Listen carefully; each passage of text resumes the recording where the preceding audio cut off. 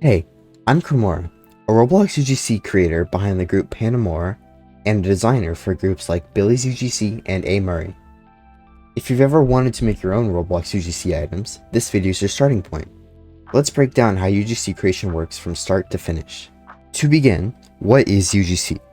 UGC on Roblox is user-generated content in the form of hats, face accessories, back accessories, hair, and even customizable heads and bundles, which are body parts for your Roblox avatar. Now, before jumping into UGC creation, you must keep in mind that there are some limits and requirements to UGC. So, you must remember to adhere to the creator requirements, which are: you must be ID verified, and you must maintain a Premium 1000 or Premium 2200 subscription, which is the $10 or $20 tier, for the duration that you would like to keep your UGC accessories published and on sale for users. Along with those requirements for creators, the accessories themselves will have their own requirements. For instance, a single mesh, it must be a single mesh with a maximum of 4,000 triangles, and it must fit within the bounds which determine how large or small a UGC item may be. Now that we've gone over the limits and requirements to making UGC, let's get into making UGC. So first off, you will need a 3D modeling program such as Blender or Maya. Here we'll be using Blender, and in Blender, I highly recommend that you have a rig. For this, we'll be using the starter rigs from SoftGB, which will it'll help us position the items so that we have an easier time in Studio later. And for this quick example, I'll just be making some simple horns out of a path. Makes the dead rise and become zombies. Become zombies.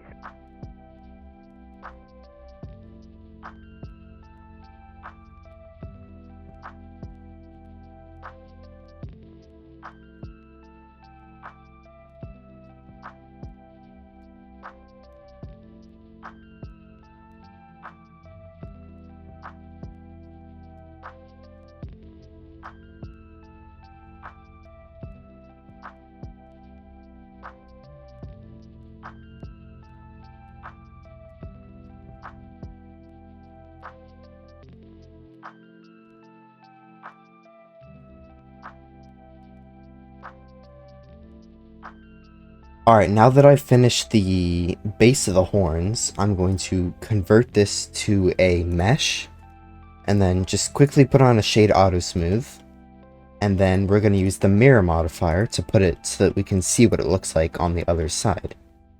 Now that it's an object, we can edit the individual faces and vertices, so you can give it some more detail through moving things such as vertices, like this. Alright, once you have something that you like, you can go in here and fill the face. This is to keep in requirements with the watertight mesh requirement from the UGC requirements. And it also helps for if a user is headless, they can't just see in the inside of the mesh. But now that we're done with this, we're not going to apply the mirror, but we're going to move on to UV editing, which for horns like this, fairly simple. You just mark the seams, and then come in here, do this, and then just right click, mark seam. And what marking seam does is it splits the faces from 3D to 2D. So if we go here and we unwrap, you can now see where we cut is actually like split. And this will help us texture. So whenever you do UVs, you want to make sure to arrange them in a way that'll give you highest quality that you want. You can use plugins such as UV Packmaster, I heavily recommend it, or UV Square if you have items that you want to turn into a square. For here, I'll simply just scale them so that they fit normally for a free user.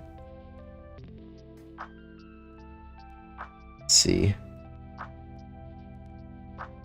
Forgot what it was called, but you can normalize the scale. I don't think it'll matter much here. Makes the dead rise and become zombies. Yeah, probably not, because they're all the same item.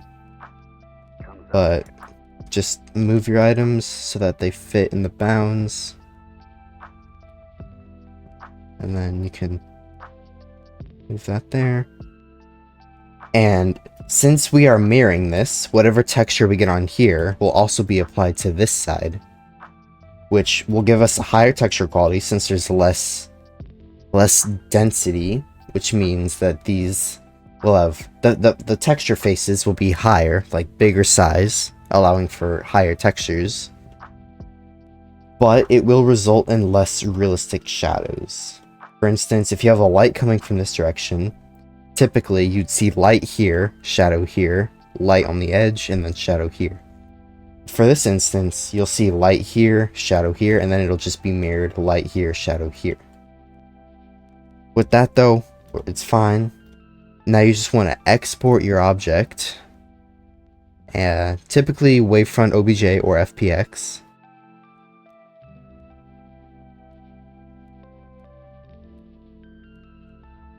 And then after that, you just jump into your texturing application of choice. Here we will be using Substance Painter, but there are definitely other free alternatives, and even Blender you can texture here. Once in Substance Painter, you just want to click File and then New, and then find your mesh, and then just click. You want to make sure document resolution is 1024. Turn off auto unwrap unless you want auto unwrap. We unwrapped manually though. Then click OK. And then once they're in, simply come over to the little croissant button to bake, and this will give us our shadows and stuff. And me personally, whenever I create UGC items, I like to change the output size to 4K and the anti-aliasing to 16x. This just gives higher quality bake maps and better anti-aliasing. And although these won't be exported, I like doing this because it gives me a better sense of higher quality. And then for my bake settings personally, I turn off the normal, world space normal, and ID, and then I go to ambient occlusion, max it on the secondary rays, curvature, max the secondary rays, and then thickness, max the secondary rays. So you have ambient occlusion, curvature, position, and thickness, and then click bake.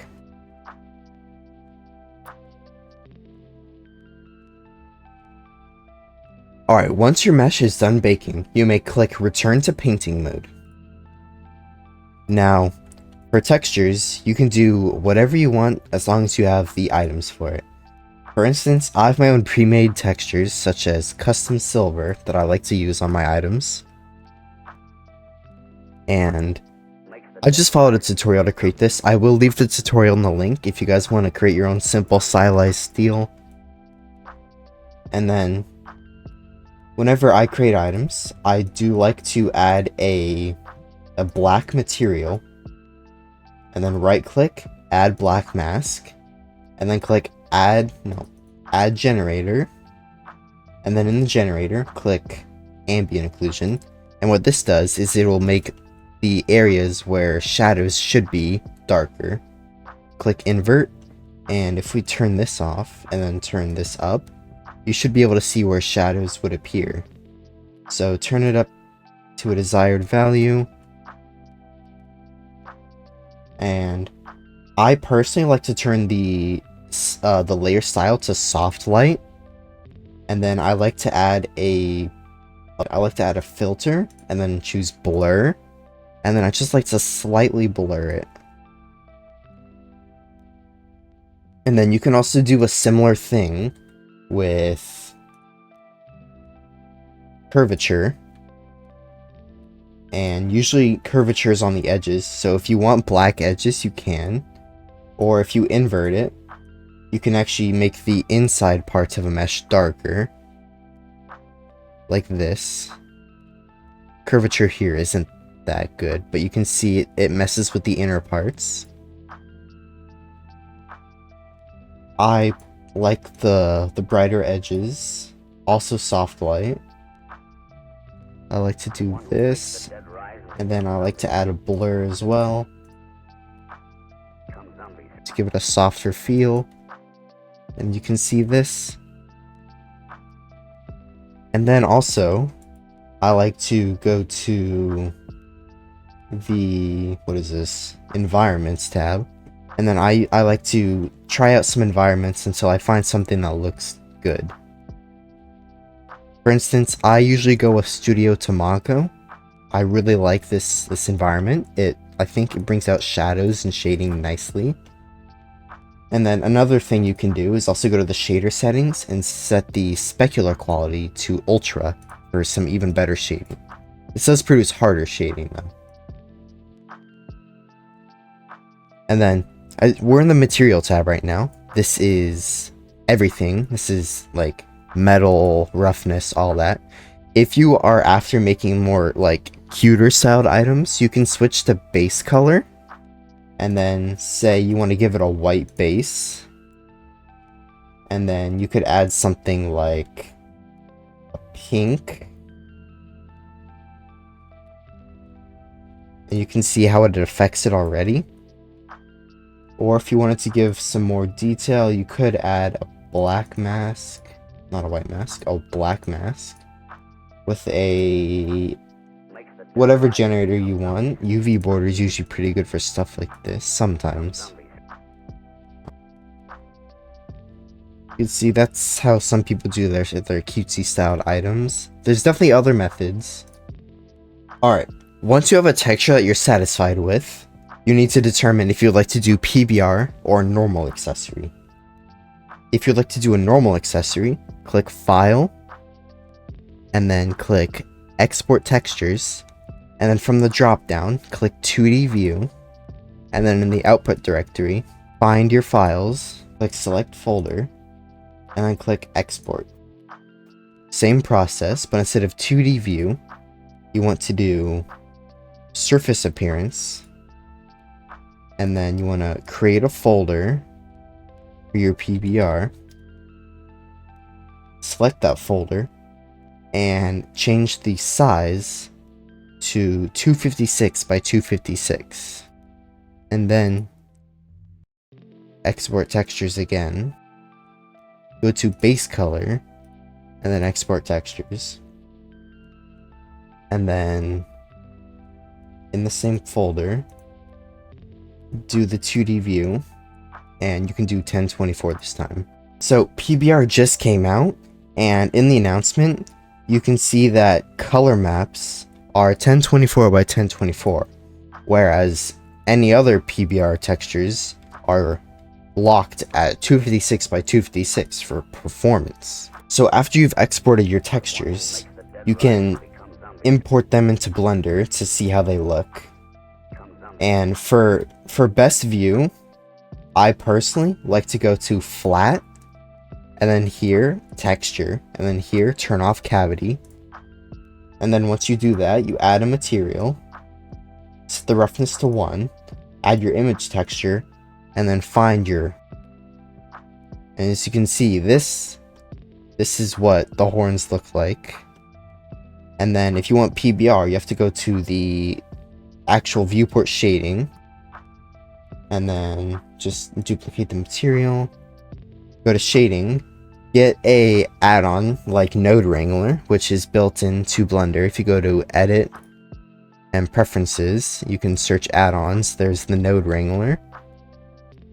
And then select the principled BSDF, Control-Shift-T, click on the PBR, select the color map, and then all the other.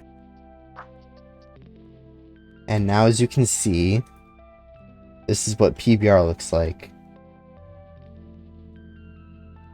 Now, one thing I will say is if you have a bunch of custom normals for like scratches or anything, they will be lowered quality. And I actually do have a tip. First, you export the image into the 2D, like is the one over here, which has everything baked into one. And then you set the base color to that, which will give it detail.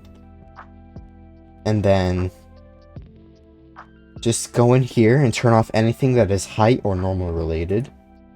Now that you've finished texturing your item, if you'd like to create a showcase, you can simply go to the flat shading with the texture, theme, no cavity, and then just move it like 10 meters up.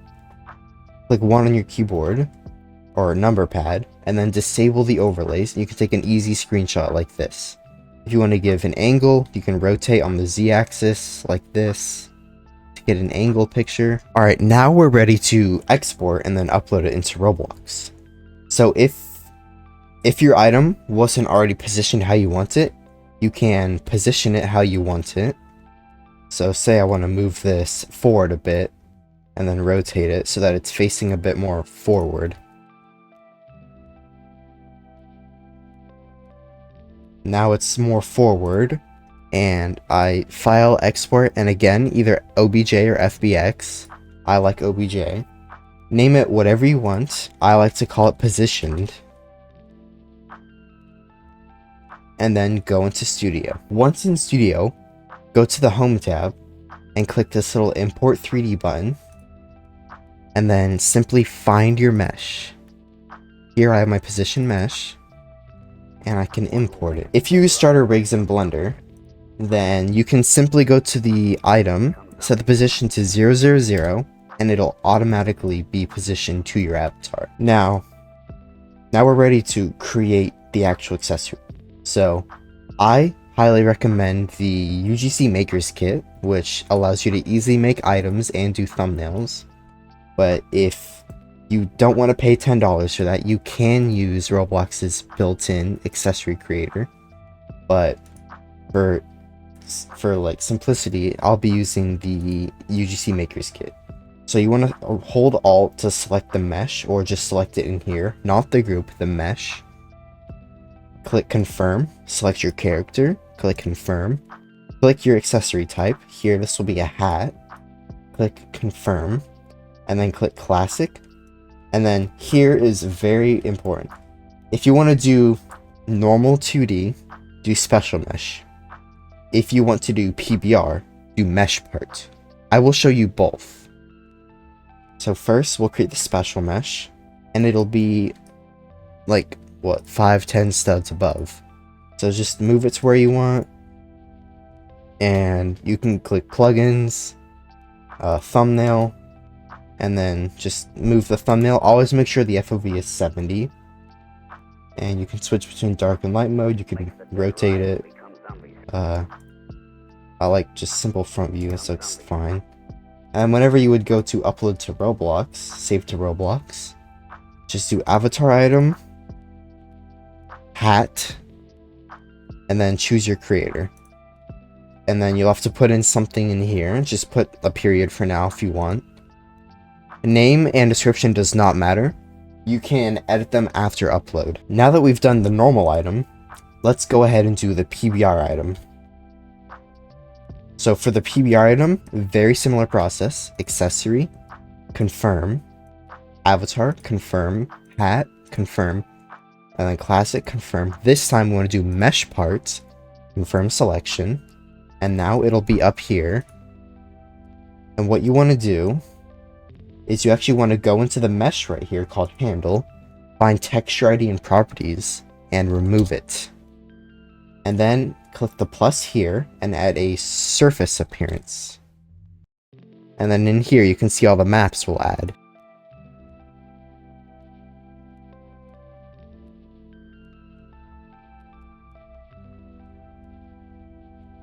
And then once you've gone through all these, you should see your item is now shiny. It looks good. If it's too dark, you can always go back to substance and edit the colors. But now you are able to edit the thumbnail and do everything as you wish. Now keep in mind that as of this video, thumbnails do not show PBR. They just show a simple render of the item. Roblox is working on this and it will be changed. But through the uploading process, it's same as the other one. Just choose the thing, creator, title, description, and then upload. Now, when uploading an item, there is a upload fee of 750 Robux per item submission. So you want to really make sure that your item fits the avatar, has the right texture, right mesh, there's no errors with it or anything. Because you cannot get that 750 Robux back, even if the item is declined. Now, once your item is through, you need to come up with if you'd like it to be a normal item, which has unlimited stock, or a limited item, which has limited stock. When publishing an item that is a non-limited, it costs anywhere between 600 and 1500. This is just for accessories and layered clothing. Heads and bodies have their own restrictions. And then for limiteds, it's anywhere between 5,000 and 15,000. And then again, same, body and head have their own restrictions. Now, a normal item has a price floor, which changes every day. There's the price floor and the price ceiling, which is the minimum and maximum price you may price an item. I heavily recommend setting all your items to the price floor, as the UGC market is extremely flooded, so getting into the algorithm is quite difficult. The publishing advance, you will actually earn it back through rebates, so in a way it is sort of like a loan to Roblox. And for every sale, I believe you earn an increased percentage until you earn the rebate back. If you're not sure if your item is under 4,000 triangles, you can easily check by clicking this little down arrow next to the overlays and then click statistics, and you click on the item and you should be able to see the triangle count here. UGC is it's a market that is very flooded and hard to pick up in. So as a beginner, don't get into it hoping to blow up immediately, or at all. It is very much a gamble when creating UGC. With that said, if you guys would like any tutorials on specific UGC items or specific texturing styles from me personally in the future, please let me know. I would happily create some.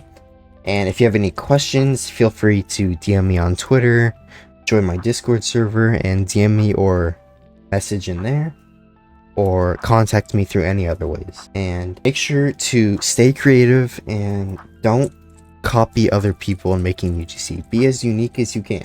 Hopefully you have fun and prosper during your UGC creation journey. Have a good day.